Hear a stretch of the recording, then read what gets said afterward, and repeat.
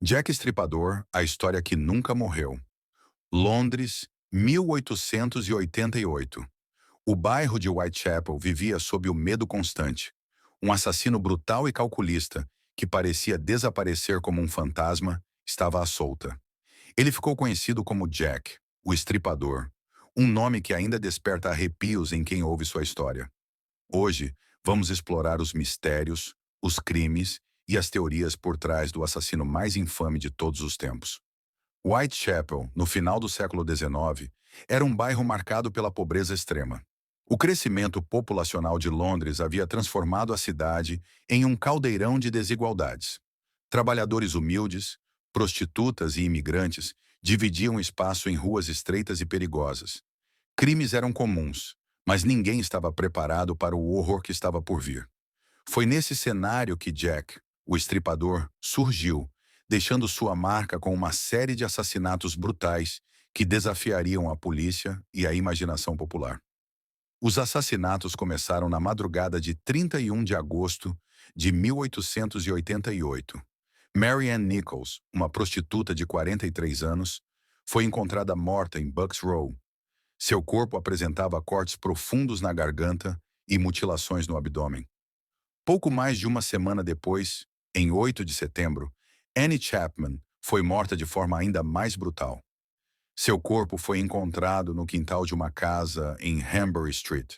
A polícia logo percebeu um padrão.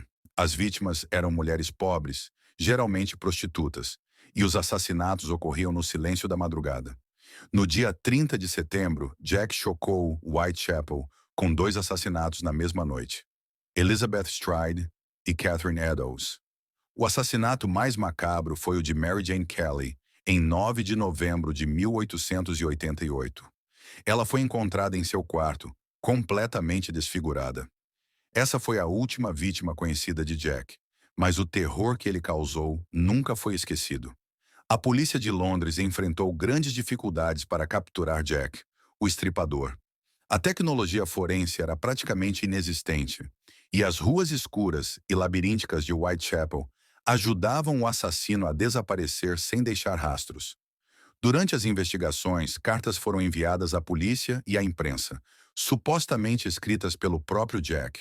A mais famosa delas, conhecida como Dear Boss Letter, foi a primeira a usar o nome Jack, o Estripador. Muitos acreditam que essas cartas podem ter sido uma farsa criada pela imprensa para aumentar o pânico. Ao longo dos anos, surgiram várias teorias sobre a identidade de Jack. Alguns acreditam que ele era um médico cirurgião, devido à precisão das mutilações.